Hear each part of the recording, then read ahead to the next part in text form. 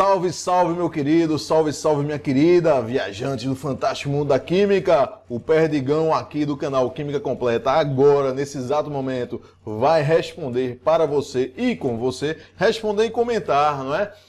A prova do SSA 2 2021, SSA UPE 2, né, 2021, ou seja, vamos fazer todas as questões para você tirar as dúvidas. Uma prova que foi bastante interessante. Então, sem muita conversa, vamos iniciar aí com a questão 11. A questão diz o seguinte: as especificações contidas no rótulo de água mineral apresentam, entre outras informações, o teor de alguns íons presentes na solução, indicando os limites superior e inferior para cada espécie química. A seguir, temos uma tabela com o resultado da análise química para uma marca de água mineral. Perceba que ele traz aqui uma tabelinha para a gente, e aí ele diz o seguinte, veja só. Considere que um analista foi verificar o teor de cloretos na amostra. Então, está se referindo aqui ao teor de cloretos da amostra. Para isso, a determinação de cloretos é realizada a partir da titulação de 100 ml da amostra. Então, temos aqui uma titulação de 100 ml da amostra de cloreto, com solução 0,01 m de nitrato de prata. O que é esse 0,01 m? 0,01 mol por litro de nitrato de prata, segundo a equação representada abaixo. Sabendo que o resultado da análise mostrou o quê? O teor de cloretos é 51% maior que o limite superior indicado no rótulo. Assinale a alternativa que apresenta o volume. Ele pede o volume da solução de nitrato de prata utilizado na titulação. Portanto, uma questãozinha de titulação. Vamos ver como a gente pode responder essa questão aqui. Deixa eu pegar aqui uma coisinha. Vamos lá. Pessoal, vê só. Iniciando aqui com a equação, né? Nitrato de prata reagindo com cloreto. Então, temos aqui, ó, nitrato de prata, AgNO3, reagindo com o cloreto. Nesta reação química, a gente vai formar o quê? Vamos formar o cloreto de prata mais o nitrato. Então, o cloreto de prata, AgCl, mais o nitrato. Olha só, chama a atenção o seguinte, que aqui é a proporção de quê? A proporção de 1 para 1 para 1 para 1. Não é isso? Ou seja, meu querido e minha querida expert, temos o seguinte, que se é de 1 para 1, o número de mols do sal que vai reagir vai ser igual ao número de mols do cloreto. É ou não é? E o que a gente tem? Temos que a concentração molar é igual ao número de mols por volume. É ou não é? Logo, o número de mols é igual ao quê? Molaridade vezes o volume. Ok? Portanto, em uma questão de titulação, a gente trabalha muito isso, né, com os químicos completos, com as químicas completas, com os experts. É o seguinte, que numa questão de titulação você vai fazer aqui, ó, olá, molaridade do sal multiplicado pelo volume do sal vai ser igual ao quê? Concentração molar do cloreto multiplicado pelo volume do cloreto. Ok? Tudo certo, nada errado? Então veja só, na questão, o que ele diz pra gente? Ele diz assim, ó. Ele diz que você, para isso a determinação de cloreto é realizada a partir da titulação de 100 ml da amostra, tá? Do cloreto. Ou seja, aqui, ó, você vai trabalhar aqui com 100 ml aqui, ó, da amostra do cloreto, não é não? Tu trabalhou aqui, ó, com 100 ml. Tudo certo? Para isso, você utilizou o quê? Uma solução de nitrato de prata de concentração 0,01 mol por litro. Então aqui temos uma concentração de 0,01 mol por litro. Ok? O que ele pede na questão? Ele pede isso aqui, ó, qual o volume da solução de nitrato de prata utilizada. Perceba, meus amigos e minhas amigas, né? Para a gente fazer essa questão, o que a gente precisa? Só está faltando o quê? A concentração aqui, ó, do cloreto. A concentração do cloreto ele não deu de forma explícita, ele deu na tabela, não é? Em forma de tabela. O que ele disse? Vamos lá. Ele disse assim, ó. Vamos identificar, sabendo que o resultado da análise mostrou que o teor de cloreto é 51% maior do que o limite superior indicado no rótulo, tá? 51% maior do que o limite superior indicado no rótulo. Então a gente vem aqui para o rótulo, ó. Cloreto, o que é isso aqui? 91 mais ou menos 0,3. Percebe que esse mais ou menos aqui, que traz em todas as medidas, é o erro associado à medida. Ou seja, ela tem um erro de 0,3, que pode ser para mais ou pode ser para menos. Mas ele falou que a concentração era 51% maior do que o limite superior. O limite superior vai ser de quanto? Vai ser de 9,1 mais 0,3, ok? 9,1 mais 0,3 vai ser um total de quê? 9,4. Tudo certo? Atenção, unidade de quê? Miligramas por litro. Tudo certo? Então, essa concentração que você vai colocar aqui, para que você possa achar o volume através dessa equação, essa concentração ela vai ser 51% maior do que o quê? 9,4 miligramas por litro. Então, vamos lá. Veja só. Ela é 51% maior do que 51% maior do que 9,4 miligramas por litro. Do que 9,4 miligramas por litro. Como é que você vai achar essa concentração? Eu acharia legal você pensar assim, ó. 51% maior do que 9,4. Significa dizer o seguinte, se 9,4 miligramas por litro, não é? Se for considerado 100%, essa concentração, que eu vou chamar de concentração X, ela vai ser 51% maior, ou seja, ela vai ser 151%. Ok? Se ligou aí? Então, matematicamente, você vai ficar assim, ó, X vai ser igual a 151 dividido por 100 multiplicado por 9,4.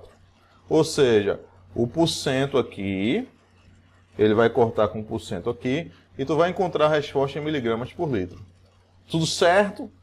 Essa quantidade X vai ser igual a 1,51 multiplicado por 9,4. Tudo certo? Portanto, se alguém disser 51%, você vai multiplicar aquele 55% maior, né?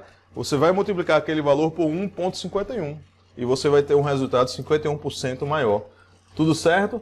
Essa quantidade X, você fazendo 151 vezes 1,51 vezes 9,4, você vai encontrar 14,19, tá? 14,19. Tudo certo? Que aí, trabalhando nessa casa decimal, vamos encontrar um resultado aqui de 14,2 miligramas por litro. Tudo bem? Agora a gente vai para uma outra dificuldade. Qual é a outra dificuldade? A unidade aqui, para você trabalhar com essa equação, essa unidade está em mol por litro. Essa unidade aqui de concentração tem que estar também em mol por litro, mas está em miligramas por litro. Agora você vai para uma nova etapa, que é transformar essa concentração em miligramas por litro para mol por litro, para assim você responder a questão. Tudo certo? Então vamos lá. Levando para mol por litro, como é que vai ser a história? Vamos fazer assim, ó. Se trata-se do cloreto, né? Trata-se do cloreto. O que a gente tem? Para cada 1 litro, a gente tem um total de quê? 14,2 miligramas. 1 litro ela tem 14,2 miligramas. A gente sabe que esse mili corresponde a quanto? A 10 elevado a menos 3. Logo, temos um total de 14,2 vezes 10 elevado a menos 3 gramas. Para transformar para mol por litro, Eu vou precisar da massa molar do cloreto, aí é o problema que a questão não deu. Utilizando a massa aqui do cloreto, que é 35,5, né? Deveria ser dado na questão. Tu vai fazer o seguinte, ó.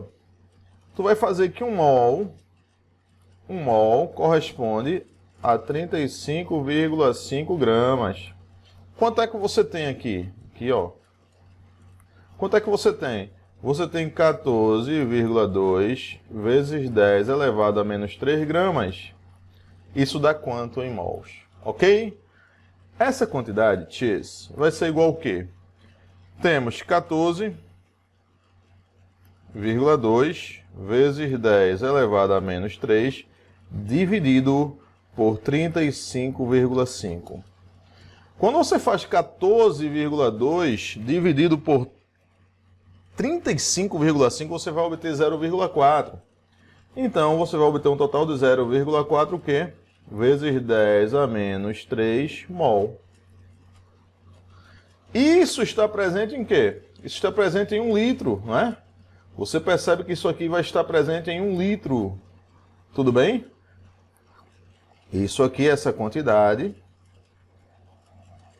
vai estar presente em 1 litro da solução. Logo, é a concentração mol por litro. Você conseguiu achar essa concentração. 0,4 vezes 10 a menos 3. A questão terminou. Agora é só você substituir e dar teu show. Tudo certo? Então, vamos lá. Essa concentração molar aqui, que foi de 0,01, tá aqui, ó, multiplicado pelo volume que você quer obter, vai ser igual a 0,4 vezes 10 elevado a menos 3, multiplicado pelo volume de 100 ml. Tem uma pergunta muito clássica aqui, é o seguinte, os alunos perguntam, professor, eu posso trabalhar aqui em mol por litro e aqui eu trabalhar em ml? Pode. Desde que você trabalhe em mol por litro também, porque mol por litro vai cancelar com mol por litro e tua resposta vai dar em ml. Tudo certo? Então, vamos ter o seguinte aqui, ó. O volume vai ser igual 0,4 vezes 10 a menos 3 é 4 vezes 10 a menos 4, né? 4 vezes 10 a menos 4, 100 é 10 a segunda, né? 10 a menos 4 vezes 10 a segunda dá 10 a menos 2. Então, o volume vai ser 4. Deixa eu mudar aqui a letrinha, a cor. 4 vezes 10 a menos 2 dividido por 0,01, que também é o quê? 10 a menos 2. Ok? Então, 10 a menos 2 cancela com 10 a menos 2. Temos que o volume vai ser um total de 4 ml. Tá certo? 4 ml, resposta da questão letra E. Então, uma questão interessantezinha. A UPE, ela pecou porque não trouxe a massa atômica do cloro. Aí eu pergunto, banca examinadora, banca avaliadora, seja lá o que for, como é que o aluno vai responder essa questão sem a massa atômica do cloro de 35,5? Aí eu te pergunto, você da banca acha que o aluno tem que decorar isso, já tem que saber ou não? Essa resposta vai fazer você anular ou não a questão. Ok, banca? Vamos embora. 12. Em função da pandemia do SARS-CoV-2, as escolas precisam se adaptar ao ensino do modo remoto. Uma professora de ciências propôs um experimento para que os estudantes fizessem em casa, sob a supervisão de um adulto. No experimento proposto, 100 ml de vinagre, solução aquosa 6%, massa volume, olha lá, interessante, ó. Soluções também, ó, de ácido acético são transferidos para uma garrafa PET de 300 ml, esse volume aqui você não vai utilizar. Por outro lado, 100 gramas de bicarbonato de sódio, meus queridos, são acomodados num balão de festa. Esse balão é fixado na boca da garrafa conforme ilustração, de forma que o bicarbonato seja transferido para a garrafa PET. E a reação equacionada abaixo se processa totalmente. Ao final do experimento, o balão de festa infla por causa do gás liberado.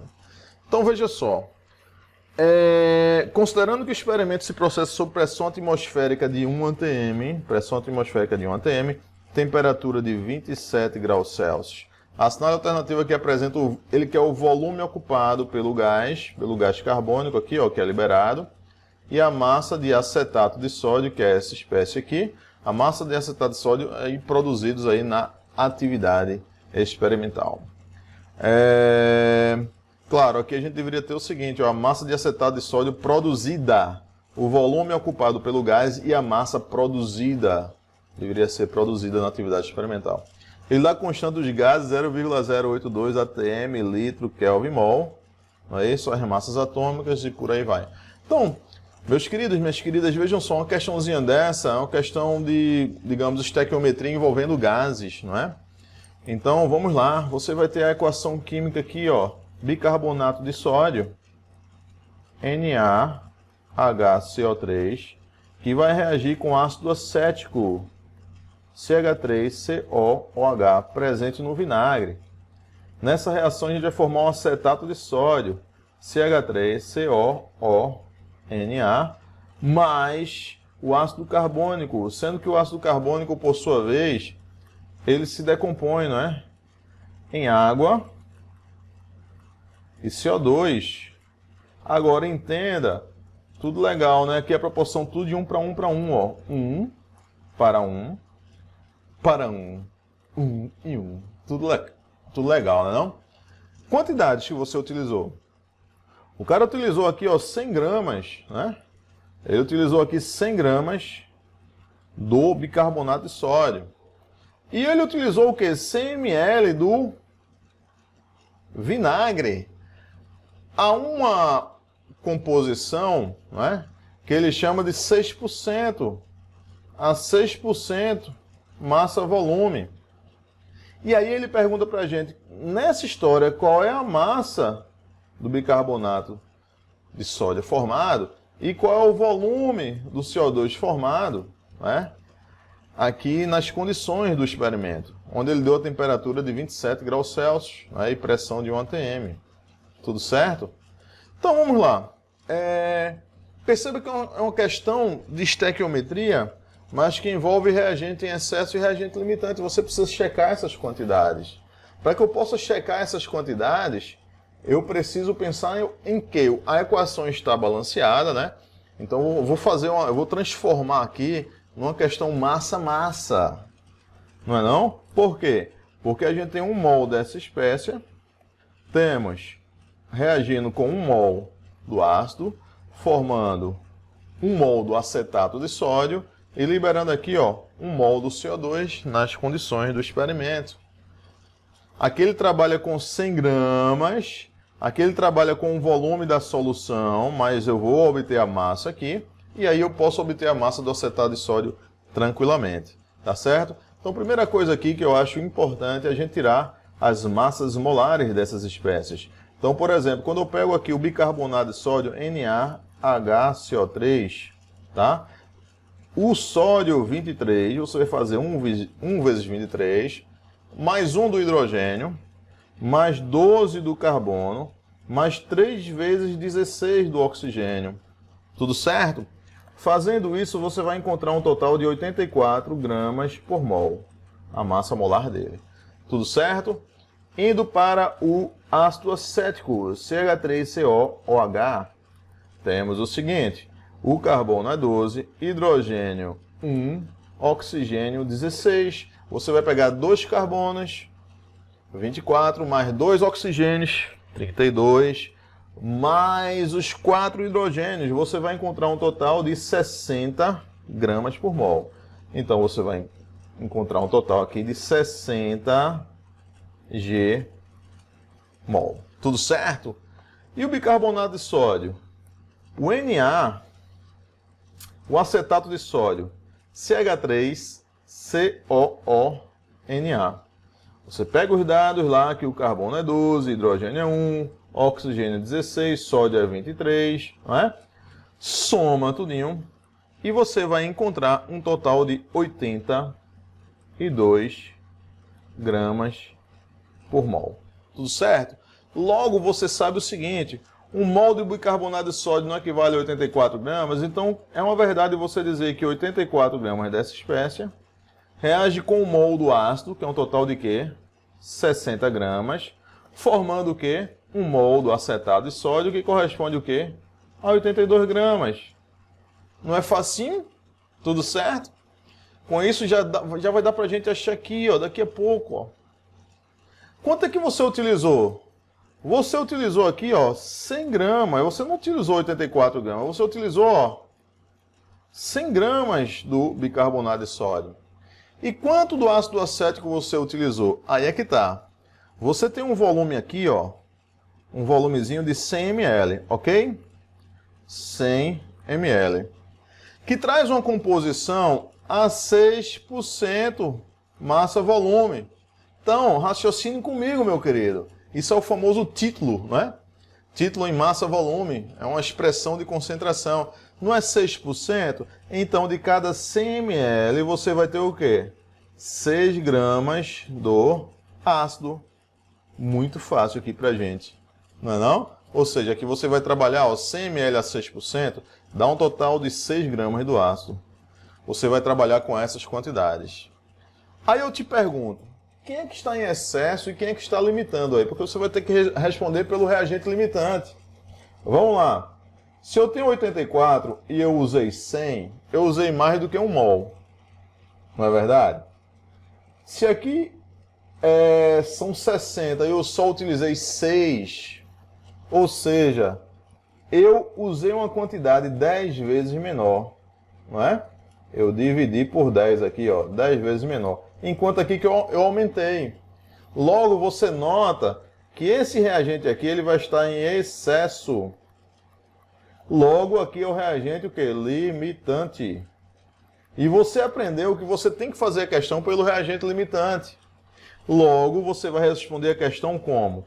60 gramas está para 82 gramas, assim como 6 gramas está para X. Aí fica bem facinho. É ou não é? Você vai fazer pelo limitante. Ou seja, essa quantidade X vai ser também aqui, ó, 10 vezes menor. Você divide por 10, não é? Logo, esse X vai dar um total de 8,2 gramas. Tudo certo do acetato de sódio. Quando você vem para cá, ó, você observa que no gabarito você tem só uma alternativa com 8,2 gramas, que é a A. Ó. Então a A já está certa aqui, ó, já está tudo certo. Agora, se você quiser comprovar, você vai pensar assim, ó. Se você trabalhar com 60 gramas, você vai fazer o quê? 1 mol do CO2, não é? Se você utilizar 6 gramas, você vai conseguir formar o quê? 0,1 mol. Pela estequiometria, né? 0,1 mol de quem? Do CO2. Não é? E aí você joga em quê? Você vai jogar isso aqui em por você nunca rezei tanto. E você vai achar o volume do CO2. Não é não? Na questão, ela falou o quê? Que a pressão era de 1 atm. Então vai ficar, ó, 1 atm multiplicado pelo volume vai ser igual ao número de mols, 0,1 mol, vezes R. R é 0,082 em unidades de atm, litro, Kelvin, mol. E a temperatura? Percebe que ele disse que a temperatura era o quê? A temperatura era, deixe-me ver, 27 graus, né? E você soma então com o 273 mais 273, você vai ter um total de 300 Kelvin. Temperatura sempre em Kelvin, para trabalhar com os gases, não é não? Então, multiplicado por 300 Kelvin. Professor, preciso colocar essas unidades? Não, eu coloco aqui só para... Às vezes eu coloco para você ter uma ideia aqui, né? Por exemplo, ó, ATM vai cortar aqui com ATM, né? Temos que Kelvin vai cortar com Kelvin, mol vai cortar com mol. Você vai obter o volume aqui em quê? Em litros, ok? Então, esse volume vai dar igual o quê? A 0,1, que multiplica 0,082, que multiplica 300. Tudo certo? Esse volume, faça aí os cálculos, vai dar igual a 2,46 litros, como você queria comprovar. Então, questãozinha de estequiometria envolvendo reagente em excesso envolvendo também cálculo aí com as soluções, né? Cálculo das soluções, porque ele trouxe aqui, ó, ele trouxe uma unidade aqui, né, de título, né? Tudo certo, nada errado.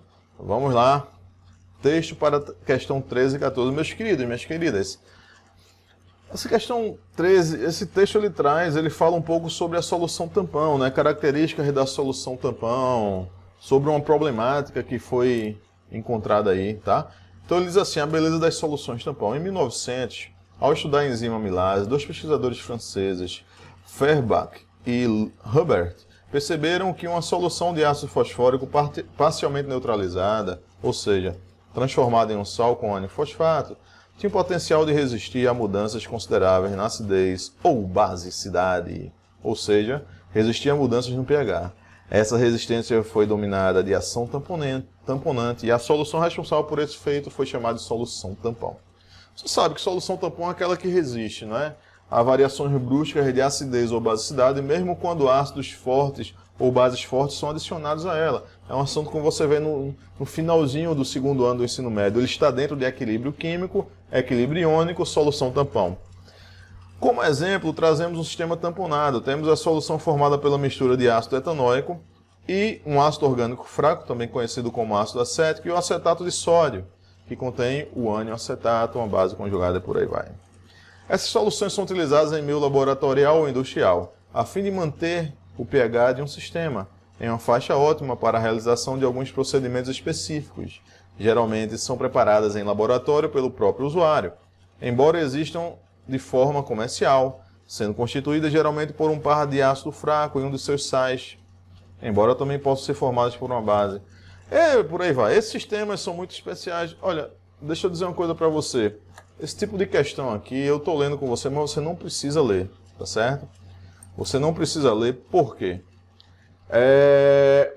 Porque é um texto que ele quer te dar aula naquele momento. Tudo isso você já deveria saber previamente. Quando você já sabe isso previamente, porque você estudou, não é? Você estudou lá com o seu professor, você estudou aqui com o tio Perdiga, aqui no Expert, não é não? Então você já sabe que você não precisava ler, você passaria direto para a questão aqui. Na questão ele diz assim, Olivia, estudante de tecnologia de alimentos, precisou de uma solução tampão para analisar o controle de pH no processamento de carne de caranguejo.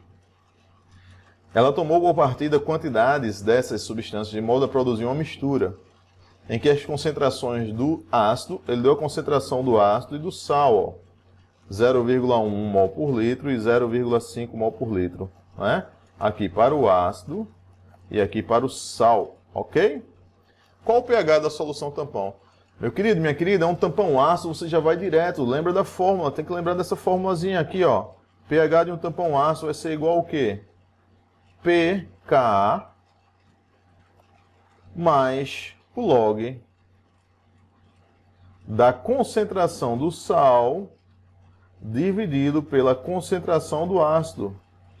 Então, aí fica muito facinho essa questão. Show de bola! Vamos lá. Por quê? Porque aqui eu tenho, ó, o Ka, tenho a concentração do sal, a concentração do ácido, eu acho o pH. Então, questão sem problema nenhum, desde que você já tenha estudado solução tampão. Amém? Então, tu vem para cá, ó. pH vai ser igual ao pKa. O que é o pKa? É menos o log do Ka, né? Então, menos o log do Ka. E quanto foi o Ka? 1,8 vezes 10 a menos 5 aqui, ó. 1,8 vezes 10 elevado a menos 5. Tudo certo? Mais o log da concentração do sal, que foi 0,5, sobre a concentração do ácido, que foi 0,1. Está feita a questão. Então, vamos lá. pH vai ser igual. Olha só. Como ele me deu log de 18 aqui, ó. Eu vou transformar 1,8 em 18, ok? Então vai ser menos o log de 18. Quando eu aumento aqui, diminui, não é? Então, 18 vezes 10 elevado a menos 6, ok? Mais o log 0,5 dividido por 0,1 dá igual a 5, né? Mais o log de 5. Tudo certo? Logo, o pH, o que a gente aprendeu, hein? Como é que a gente faz isso? Menos o log desse número. É o expoente 6, aqui ó, é o expoente 6, menos o log do número. É facinho. Você pensa que é difícil, mas não é difícil, é fácil, ó. Vai ser 6 menos o log de 18, né? 6 menos o log de 18, mais o log de 5. Ok? A gente sai daqui, a gente vai lá para cima. Vamos ficar o seguinte. pH é igual a 6 menos... O log de 18 foi dado na questão 1,25. Mais o log de 5, que foi o quê? 0,7. Logo, você vai encontrar aí que o pH... Deixa eu pegar aqui a minha ajudinha. O pH vai dar igual a 5,45. Tudo certo? Então, a questão tranquila, rapidinho, de aplicação direta da fórmula, desde que você soubesse aí o que é uma solução tampão. Tudo certo, nada errado? Vamos para a próxima questão. Falar nisso, deixa eu te dar uma dica aí para este ano agora de 2022. 2021, né? Para esse ano 2021, estamos lançando aí 3 cursos, não é? O Expert One para o SSA 1, Expert 2 para o SSA 2, Expert 3, Expert 3 para SSA 3 e Enem, tudo certo? Então, bem interessante, a gente vai ter 8 meses de aula, cobrindo todo o conteúdo, videoaulas semanais de teorias e exercícios, lives periódicas comigo, para que a gente vá tirando as dúvidas, não é? De forma síncrona. Experimentos, aulas experimentais, a química é uma ciência experimental, então a parte experimental ela deve acompanhar também, né? Um grupo secreto no WhatsApp para que a gente vá tirando as dúvidas que vão ser respondidas nas lives. Fichas de teorias e exercícios, livro didático, ou seja, é um curso fantástico, não é? Para quem quer aí se dar bem aí nas provas do SSA e do Enem. Se não servir para você, ajuda Tio Perdiga! Faz a divulgação aí, qual é o canal que está fazendo isso aqui por você? Não é respondendo aí, te dando um apoio aí no SSA. Eu te ajudo e você me ajuda. Divulga aí para os teus amigos, para que eles conheçam também os cursos oferecidos também pelo Tio Perdiga. Tudo certo? E seria um prazer também que você, né, ter você participando do nosso curso. Tá joia? Então, ó, vamos embora. Questão 14. Chegando ao laboratório, a orientadora de Lívia encontra 2 soluções com o mesmo pH, mas identificadas apenas como solução A e solução B. Ao procurar saber qual foi a solução preparada para a pesquisa com carne de caranguejo, ela acrescenta em uma separada, ou seja, uma partezinha de cada solução, 5 ml de hidróxido de sódio. O teste realizado permitiu a conclusão de que a amostra A era a solução tampão preparada pelo estudante. Então veja só, ele tem aqui, ó, solução que eu vou chamar de A e solução que eu vou chamar de B. Desse tampão ácido, beleza? É um tampão ácido. Aliás, em A, ele diz que é o tampão, né? Solução tampão. É um tampão ácido. Em B, é uma solução normal, não é uma solução tampão. Tudo certo? Ele vai adicionar a solução tampão, as 2 soluções, ele vai adicionar hidróxido de sódio. Hidróxido de sódio que, por sua vez, é uma base forte. O que vai acontecer se ele adicionar hidróxido de sódio? Você vai ter variação no pH das 2 soluções? Vai, né? Sendo que a solução tampão vai variar muito pouco, porque essa é uma característica da solução tampão. É uma solução que resiste a variações bruscas de acidez, mesmo quando ácidos ou bases, mesmo que fortes, são adicionados a ela. Ela resiste à variação brusca. Por exemplo, nosso corpo é todo tamponado. Se você comer 10 abacaxis, você não vai morrer por acidez, porque teu corpo é tamponado, repleto de soluções tampão. Então veja só, ela adicionou hidróxido de sódio aqui no tampão. Nesse tampão ácido, o pH ele cresce um pouquinho, mas vai ficar praticamente o mesmo. Praticamente o mesmo, ele só vai crescer um pouquinho. Agora aqui não, ó. Aqui, quando você adicionou uma base forte, aqui não é tamponado, em B vai aumentar muito o pH. Você vai ter um grande aumento do pH. Tudo certo? Então, assinale a alternativa que apresenta a descrição do procedimento. A orientadora observou que o pH de ambas as soluções diminui. Falso. Tem que aumentar, porque você botou uma base, tá? Então, a escala de acidez, ela vai de quê? Ela vai de 0 a 14, não é não? Passando por 7, que é o neutro. Então, para cá, é o básico. Se você adicionou uma base forte, o pH vai aumentar e não diminuir, ok? B. A orientadora observou que o pH de ambas as soluções aumentou, resultando em valores iguais. Falso. Porque um é tamponado e outro é não. C. Não tamponado. A orientadora observou que os dois sistemas resistiram à variação de pH. Falso. Não. Não resiste. Aqui é normal, não vai resistir à variação de pH. A orientadora observou que o pH de ambas as soluções aumentou, mas ao final do processo, o pH da solução A era menor do que o pH da solução B. Por isso, a solução A é o sistema tamponado. Verdadeiro. Ok? E a letra E. A orientadora observou que o pH de ambas as soluções diminuiu. Falso. O pH tem que aumentar porque você adicionou uma base. Tudo certo? Então, questão tranquilinha, questão teórica. Claro, tranquila se você estudou solução tampão, tá certo? Se você não estudou solução tampão, aí realmente fica complicado. Vamos lá. Questão 15. Em um recipiente fechado de 24,4 litros, mantido a 25 graus Celsius. Então, vamos imaginar esse recipientezinho aqui, showzinho. Vamos imaginar esse recipientezinho aqui. Deixa eu pegar aqui uma corzinha blue. Vamos lá. Eu vou imaginar aqui esse recipientezinho, tá? Pense num recipiente interessante. Fechado, certo?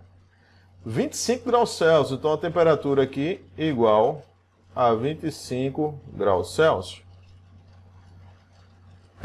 O volume do recipiente, 24,4 litros. Volume igual 24,4 litros. Ok? Apenas 22,4 gramas de octeno. Então, o octeno, C8H16, temos um total de 22,4 gramas apenas, não é? Do octeno e gás oxigênio. De forma que a pressão do sistema seja igual a 4 atm. Temos aqui uma pressão também, uma pressão igual a 4 atm.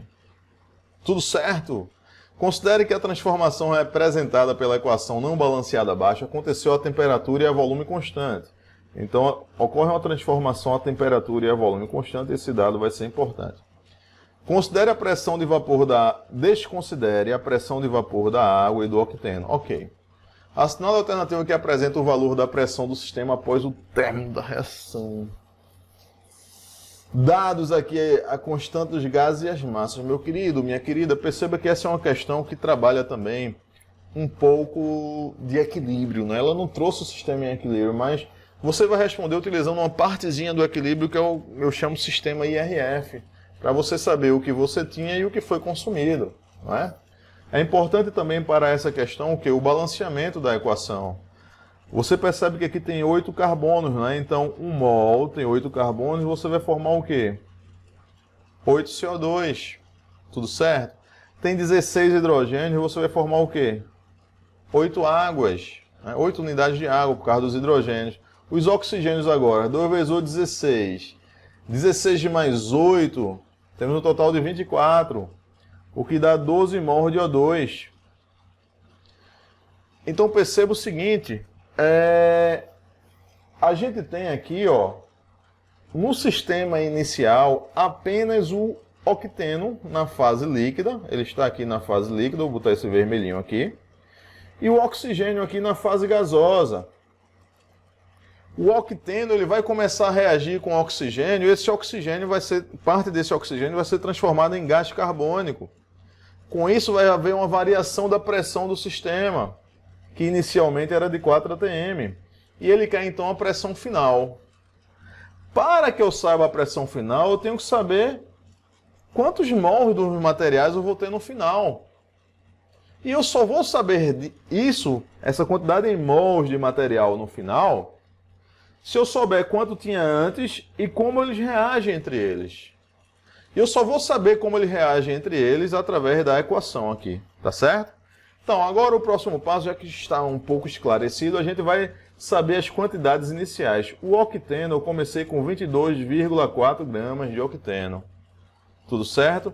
Então, com relação ao octeno, temos o seguinte, 22,4 gramas, a massa molar do octeno aqui, essa massa molar, você vai fazer o quê? 8 vezes 12, 8 vezes 12, né? Mais 16 vezes 1.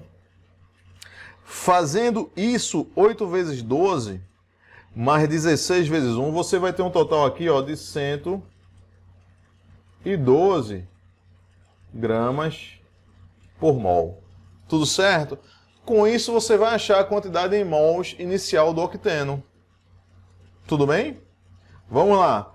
Número de mols, vou trazer aqui para o cantinho. Número de mols do octeno vai ser igual ao quê? Mozinho, não é não? Sobre mozão. Ou você pode fazer por regra de 3, tanto faz. Quem é mozinho? Mozinho foi a massa, né? 22,4 gramas. Quem é mozão? A massa molar, 112 gramas por mol. Fazendo mozinho por mozão, 22,4 dividido por 112, você vai encontrar um total de 0,2 mols do octeno. Então, no início, veja só, tu tens aqui um total de 0,2 mols do octeno. Quanto de oxigênio você tem no início? Para achar a quantidade de oxigênio no início, a gente vai aplicar o quê? Por você nunca rezei tanto, não é não? Ou seja, para eu achar a quantidade do oxigênio aqui, eu vou fazer aqui, ó, por você nunca rezei tanto. Equação de Clapeyron. Vamos lá, quanto foi a pressão? A pressão inicial foi de 4 atm, né? Então, 4 multiplicado pelo volume do recipiente, que foi quanto? O volume do gás vai ser o volume do recipiente, não é isso? E vai ser um total de 24,4, vai ser igual N vezes R, 0,082, multiplicado pela temperatura. Perceba que a temperatura dada aqui, ó, 25 graus Celsius, você vai somar o quê? Mais 273, você vai ter um total de 298 Kelvin. Então, multiplicado por 298, você vai obter um total em mols igual... deixa-me ver. Vamos ter um total de 4, né? Até porque é o seguinte, ó, quando você faz esse produto aqui, vê que interessante aqui, ó. Quando você faz esse produto aqui, ó, 0,082 por 298, você vai ter um total de 24,4 esse produto. Aí, isso aqui vai cancelar com os 24,4, né? Então, esse número de mols, você vai obter um total de quê? 4 mols. É o que você tem inicialmente do oxigênio, certo? Então, veja só, não sei se você nota, mas você vai responder essa questão pelo sistema aí RF, vai fazer parte. E é o que eu tenho no início. R é o que reage. E F é o que sobra no final. Então, no início eu tenho 0,2 mols do octeno, eu tenho o quê? 4 mols do O2 aqui, ó. O2, eu vou ter um total de 4 mols. É tão no início aqui, ó, que eu não vou ter nada, 0 mols e 0 mols. Agora o que vai acontecer? Eles vão reagir. Eles vão reagir respeitando a proporção aqui, ó. Respeitando essa proporção. De 1 para 12 para 8 para 8. Ou seja, 0,2, se 1 reage com 12, 0,2 vai reagir com quanto? 0,2 vezes 12. 0,2 vezes 12 dá o quê? 2,4 mols. Ok? Que vai formar quanto de água? Vamos lá, a proporção aqui, ó, é de 1 para 8. Logo, 0,2 vai formar o quê? 0,2 vezes 8, 1,6 mols. E aqui também o quê? 1,6 mols. Ok? O que eu tenho no final? eu subtraio, né? No final eu não vou ter nada aqui, ó, do octeno.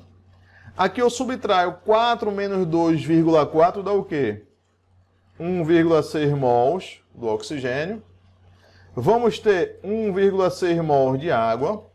E vamos ter 1,6 mols do CO2. Tá certo? Então, meus queridos, no sistema final, quem é que vai realizar a pressão?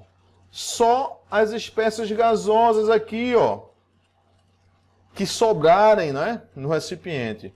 Ou seja, a água não vai realizar pressão, porque vai estar na fase líquida. Ele pediu para você desconsiderar a pressão de vapor. Ou seja, no final, eu vou ter o quê? 1,6 mais 1,6, eu vou ter o quê? 3,2 mols gasosos. Tudo certo, nada errado? Então, o que vai acontecer? Finalizando a questão, eu vou aplicar o quê? Constante dos gases antes, R antes. Eu agora vou desaparecer para dar espaço aqui, né? Eu vou usar aqui R antes é igual a R depois.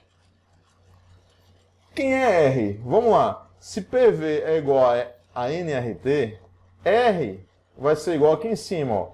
R vai ser igual ao quê? PV sobre o quê? NT. Sendo que a questão disse para mim e para você o seguinte, que essa transformação ocorreu a temperatura e a volume constante. Então você cancela, ó, volume e temperatura. Resumindo, você vai responder a questão como pressão antes sobre o número de mols antes é igual a pressão depois, número de mols depois. Está respondendo a questão. Quanto foi a pressão antes? A pressão antes está aqui, ó, 4 atm. Então, 4 sobre o número de mols antes. Antes, número de mols gasosos, você só tinha 4 aqui, ó. 4 sobre 4 vai ser igual pressão depois sobre o número de mols depois, que foi o quê? 3,2. Logo, você descobre que a pressão depois vai ser igual a 3,2 atm. Resposta correta, letra B. Então, foi uma questão não trivial, né? Questão que envolve gases, reações, o sistema IRF, não é não? Temos aí pressão final de 3,2 atm, resposta correta, letra B. Tudo certo, nada errado! Vamos lá. Vamos agora para a questão 16. Questão 16 foi uma questão muito rapidinha, né? Muito rapidinha, uma questão mais tranquila, a questão 16. Tá? Fala de equilíbrio iônico, não é isso? Vamos lá, a questão diz assim, ó. As aminas são bases de Bronsted-Lowry, portanto, soluções aquosas desses compostos apresentam pH alcalino. Considere que numa dada condição, o Kb, constante de basicidade da trietilamina, é igual a 4,9 vezes 10 a menos 4. Nessa condição, ele deu aí que equaçãozinha. Nessa condição, qual o pH de uma solução 0,1 mol de trietilamina, dado que o log de 7 é 0,85. Meu querido, minha querida, químico completo, química completa! Não espalha pra ninguém não, mas você sabe, você que é químico completo, química completa, expert, você que é expert, sabe o seguinte, sabe que em uma questão dessa de equilíbrio iônico, tu vai achar o quê? A concentração de OH- através de quê? Raiz quadrada de Kb, constante de basicidade, multiplicada pela molaridade da base. Formulazinha aí que eu converso com todos os meus alunos, que ajuda muito a gente. Não é não? Logo está feita a questão. Vamos lá. Então, concentração de OH- vai ser igual a raiz quadrada.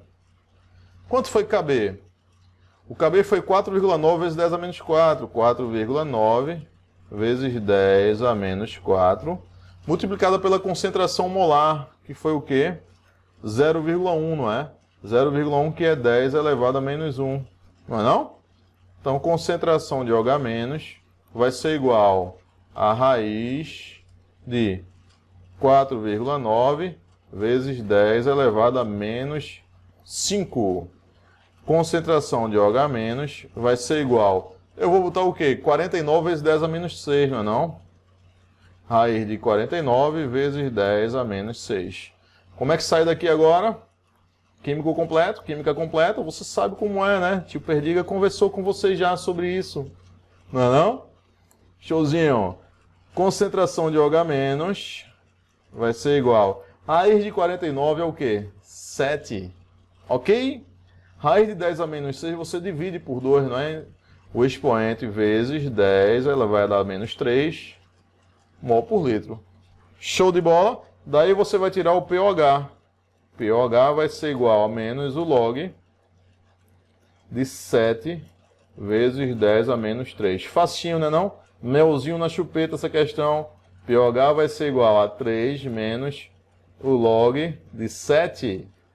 Não é não? pOH vai ser igual a 3 menos 0,85. Logo, pOH vai ser igual a 2,15. Se você marcar a letra A, CIFO, porque ele quer o pH, você achou o que? O pOH, vê sacanagem. Agora você faz o que? pH mais pOH a 25 graus Celsius é igual a 14, não é não? Logo, o pH vai ser igual a 14 menos pOH. Logo, o pH vai ser igual a 14 menos 2,15. Não é não? Logo, o pH deu igual a quanto? 11,85. Ok? Tudo certo, nada errado? Resposta correta, letra E. Foi uma questão, aplicação mais direta, uma questão mais facilzinha para o químico completo, para a química completa. Tudo certo? Bora-se embora. Questão 17. A lidocaína é um anestésico local que tem meia-vida de 90 minutos. Então, veja só, também questão de cinética, né? Questão de tempo de meia-vida também mais facinho. Período de meia-vida igual a 90 minutos, que é igual a 1,5 horas. Concorda comigo? Sendo muito utilizado em procedimentos odontológicos simples, em geral, após 4,5 horas de sua aplicação, então o tempo total igual a 4,5 horas de sua aplicação, o paciente não sente mais os efeitos anestésicos da droga, mas ainda há uma quantidade desta na corrente sanguínea. A sinal alternativa que apresenta o potencial remanescente que sobra, então, né, da lidocaína no sistema vírus. Então, é uma questão mais facilzinha, né? Meus queridos, respondam para mim. Se o período de meia-vida é de 1h30 e se durou o tempo total de 4,5 horas, quantos períodos de meia-vida essa amostra vai passar? 3, não é não? Se você quiser fazer por fórmula, temos o seguinte, o tempo total é o período de meia-vida multiplicado pelo número de períodos de meia-vida. Ou seja, esse x, que é o número de período de meia-vida, vai ser 4,5 horas dividido por 1,5 horas, vai dar um total de 3 períodos de meia-vida. Então ficou muito fácil, não é? Você sai de 100%, passou para quê? 50% como período de meia-vida, que é o tempo necessário para a amostra se reduzir à metade. Com outro período de meia-vida foi para 25%, e com mais o terceiro período de meia-vida foi para 12,5%, ou seja, sobra só 12,5%. Uma questão mais facilzinha, daria inclusive para fazer de cabeça. Tudo certo? Claro, se você estiver mais desenrolado, mais expert no assunto, que você vai ficar. Vem comigo esse ano que você vai longe. Vamos lá. Questão 18 também é uma questão de cinética, mais tranquilinha. Ele diz assim, ó. No artigo intitulado Saberes Populares, Fazendo-se Saberes Escolares, publicado em Química Nova na Escola, estudantes foram estimulados a investigar, entre outros pontos, o efeito da quantidade de fermento e de açúcar no tempo necessário para o crescimento da massa. Os estudantes relataram que, no verão, o pão cresce bem mais rápido, no inverno, às vezes, demora quase um dia. A tabela abaixo apresenta os resultados coletados pelos estudantes durante a atividade que foi realizada no mesmo dia. Se foi no mesmo dia, não houve variação de temperatura, não é? Porque ou foi no verão ou foi no inverno, né? Então, veja só. Ele fez 4 ensaios. No primeiro ensaio, ele bota meia quantidade de açúcar. Depois ele dobra, né? Depois ele permanece aqui com uma quantidade de açúcar. E aqui tem um tempo de crescimento da massa. Aqui a quantidade de levedura. Aqui, ó, no primeiro experimento, 3 colheres de chá, 3 colheres de chá, aqui ele dobrou. Não sei se você nota, e aqui ele traz o tempo com esses dados. Dá para você ter uma tabela semelhante à tabela de concentração e velocidade. Agora, a diferença é que ele colocou aqui, ó, tempo em minutos, não é não? Mas dá para você fazer tranquilo, veja só. Veja como é que a gente vai fazer essa questão. Se nessa primeira reação, no ensaio 1, ele demorou aqui 30 minutos, então é uma certa velocidade que eu vou chamar de V, certo? No outro ensaio 2, ele não demorou 30 minutos, ele demorou a metade, só 15 minutos, não é? Se o tempo foi reduzido a metade, significa que a velocidade o quê? Dobrou. Ou seja, aqui, ó, 2V, não, a velocidade dobrou, concorda comigo? E agora, do experimento 2 para o experimento 3, o que aconteceu? O tempo reduziu a metade de novo, de 15 para 7,5. Se o tempo reduziu a metade de novo, é porque a velocidade também o quê? Dobrou. Agora eu tenho o quê? 4V. Percebe? Não é não? Comparado com a primeira aqui, ó. Não é isso? Eu tenho o tempo 4 vezes menor. Se o tempo é 4 vezes menor, a velocidade é 4 vezes maior, 4V. Concorda comigo? Pronto, está feita a questão agora. Não é não? Porque é o seguinte, deixa eu pegar aqui uma corzinha chega vermelha. Olha só, do experimento 1 para o experimento 2, aqui permaneceu constante, não é não? Daqui para cá, o quê? Eu tinha meia colher, fui para 1 colher, eu dobrei, não é não? Dobrei. Quando eu dobro, o que aconteceu com a velocidade daqui para cá? Dobrou, não é não? Quando dobra e o outro dobra, é uma cinética de quê? Que a gente, né, trabalha muito isso. É uma cinética de primeira ordem. Então temos o seguinte, que a velocidade dessa reação vai ser igual a K vezes, suponha, concentração do açúcar elevado à primeira, a cinética de primeira ordem com relação ao açúcar. E agora, do experimento 2 para o experimento 3, eu permaneço aqui, ó, constante, né, o açúcar, eu dobro as colheres de chá aqui da levedura, dobro a levedura, e a velocidade também o que? Dobra. Não é não? Logo, ela também vai ser de primeira ordem com relação à levedura, não é? Com relação à levedura, ela também vai ser de primeira ordem. Logo, a ordem da reação vai ser o quê? A soma dessas duas, né? Então vai dar uma reação de segunda ordem. É a soma das ordens parciais. A gente vê isso em cinética. Então, resposta da questão, vamos lá. Letra D, deixa eu dar uma olhada. A cinética da transformação descrita é de primeira ordem, tanto para a quantidade de açúcar, quanto para a quantidade de levedura, resultando em uma cinética total de segunda ordem. Resposta correta, letra D. O que está errado na letra A? Diminuir a temperatura do ensaio 4 resultaria na diminuição do tempo. Falso. Se você diminui a temperatura, né? Diminuir a temperatura no ensaio 4 resultaria na diminuição do tempo de crescimento da massa. Se você diminuir a temperatura, você vai diminuir a velocidade da reação, você vai aumentar o tempo. Então, falso. Os dados apresentados indicam que a velocidade de crescimento da massa independe da temperatura. Não, eu não posso inferir nada com relação à temperatura, porque não foi trabalhada essa dimensão de temperatura. Foi sim só trabalhada a dimensão de concentração. C. O aumento das quantidades de açúcar e de levedura diminuiu a velocidade de crescimento. Não, aumenta a velocidade de crescimento. Diminuiu o tempo, mas aumentou a velocidade. Falso. E a letra E. O experimento descrito tem cinética de terceira ordem. Falso. Tudo certo, então? Os devidos comentários. Vamos para a questão 19. Uau! Estamos encerrando já, né? Em 2020, temos observado uma escala número de casos de queimadas no Cerrado brasileiro, destruindo a fauna e a flora, como nunca visto, e aumentando a temperatura média do país. Para estimar o impacto das queimadas no Cerrado, um professor realizou uma atividade experimental usando 300 gramas, olha só, ele vai usar uma massa de madeira de 300 gramas, cujo poder calorífico é 4,85 quilocalorias por quilograma.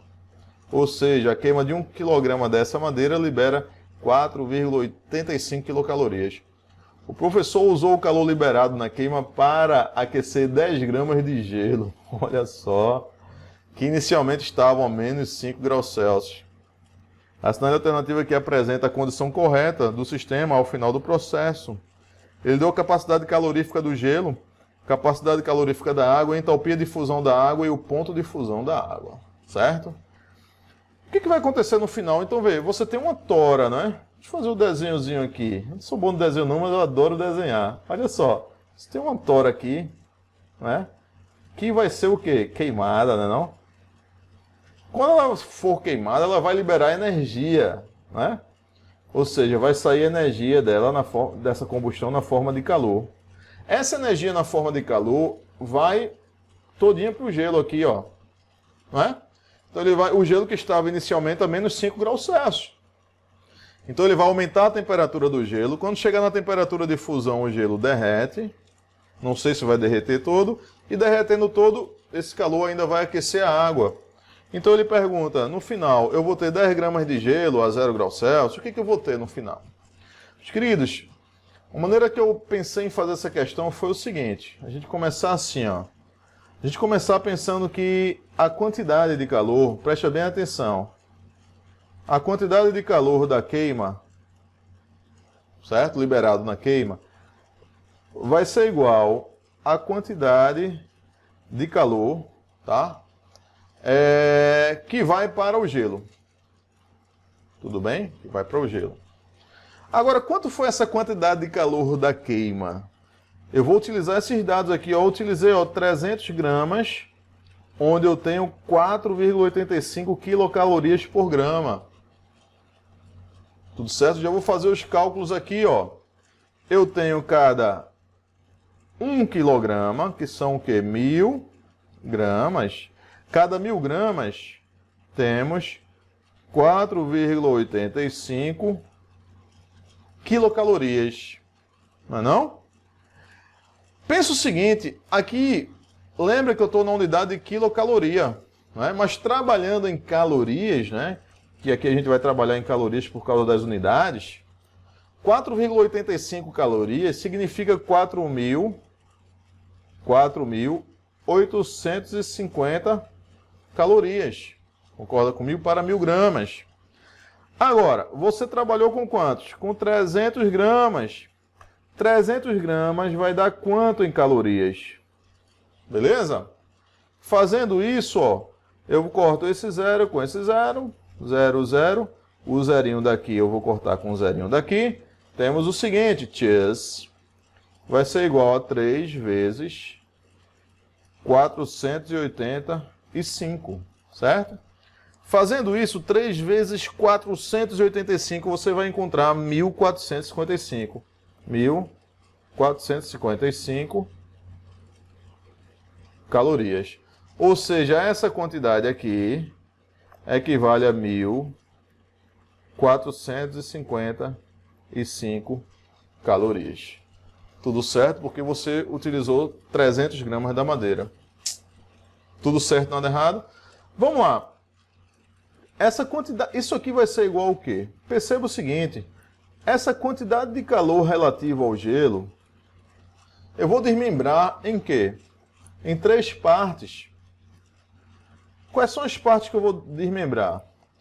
Eu vou desmembrar numa quantidade de calor que faz o quê? Que faz a água sólida, que é o gelo, sair de quê? De menos 5 graus Celsius para quanto? A temperatura de fusão do gelo, 0 graus Celsius, certo? Ou seja, aquecimento. Quando o gelo chegar a 0 graus Celsius, ele vai fundir, ou seja, uma quantidade de calor relativa à fusão do gelo. Tudo certo?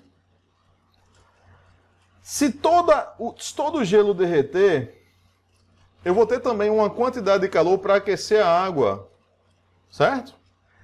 Uma quantidade de calor de aquecimento da água. Temos agora a água líquida, que vai de 0 graus Celsius, que é a temperatura de fusão do gelo, até a temperatura final da amostra. Tudo bem? Nesses calores aqui, o que que eu vou utilizar? Quantidade de calor para aquecimento, eu vou utilizar uma relação física, Q é igual a mc delta T. A massa de água eu tenho. Aqui eu vou utilizar a capacidade calorífica aqui, ó. Poderia se chamar também calor específico aqui, ó, do gelo, né? 0 caloria grama grau Celsius, multiplicado pela variação de temperatura.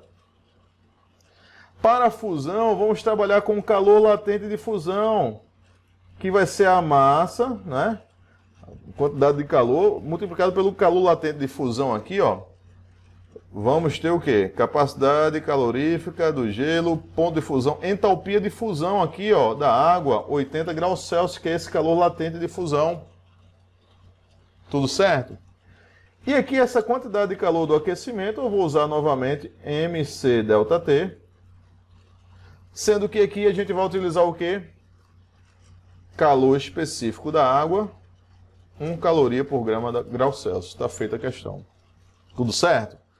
Então vamos lá. 1455 vai ser igual, vamos trabalhar aqui agora, tá? Não é não? Eu vou utilizar aqui, ó, mc delta T. Qual foi a massa de água? A massa de água foi um total aqui, ó, de 10 gramas, 10, que multiplica o Czinho, ou seja, a questão chamou de capacidade calorífica do gelo, 0,5, né?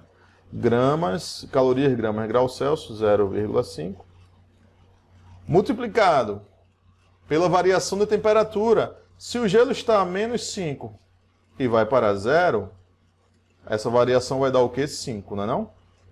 Multiplicado por 5. Somado com massa vezes o calor latente. A massa de água, 10 gramas.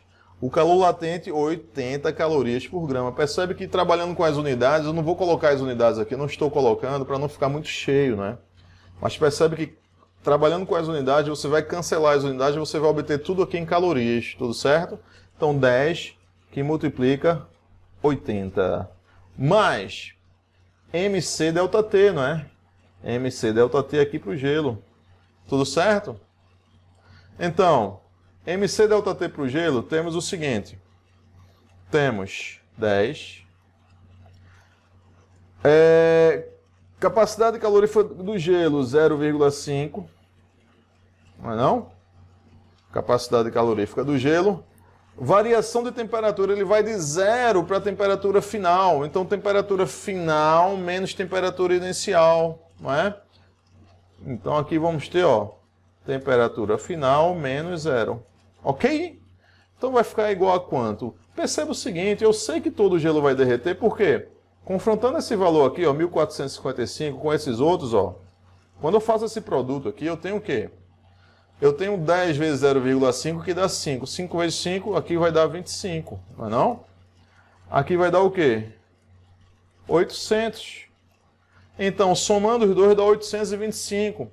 Então, eu vou conseguir aquecer o gelo, eu vou conseguir fundir o gelo e eu vou transformar, fazer uma variação da temperatura dessa água. Porque o 1455 é maior do que o 825, concorda comigo? Então, vamos lá. Aqui a gente vai ter, ó, 1455, está feita a questão, né? Vai ser igual a 25 mais 800 mais 10 vezes 0,5, temos um total de 5, não é isso? 10 vezes 0,5, só um detalhe, aqui eu utilizei um dado errado, ó. Aqui não é 0,5, tá? Aqui é 1, certo? Aqui vai ser 1, ó. Beleza aqui? Porque eu vou usar, ó, capacidade calorífica da água aqui, ó. O 0,5 eu já usei aqui, ó. Tudo certo? Tio Perdiga ia se confundindo aqui. 10 vezes 1, 10. Temperatura final menos 0 é a temperatura final. Então aqui vai dar o quê? 10 vezes 1, 10. 10 vezes temperatura final. Fechou a questão, não é não? Indo lá para cima. Daqui para cima agora, ó. Uou! Temos que 10, que multiplica a temperatura final, tá certo? vai ser igual a 630. Logo, temperatura final vai ser igual a 63 graus Celsius. Tudo certo aí? Tudo certo, nada errado? Resposta correta, letra D. Questãozinha aí que envolve a calorimetria. Não é isso? Associado também aqui à termoquímica, né? A entalpia padrão de combustão, né? A combustão, na verdade. Tudo certo? Vamos à última questão. Última questão. Uma questão que envolve propriedades coligativas.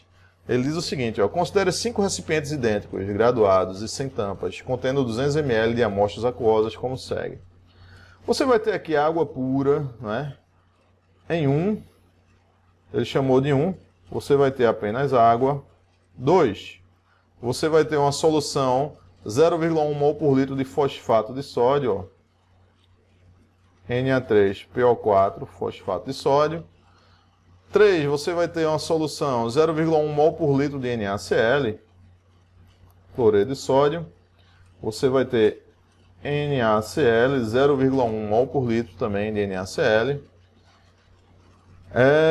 Vamos lá.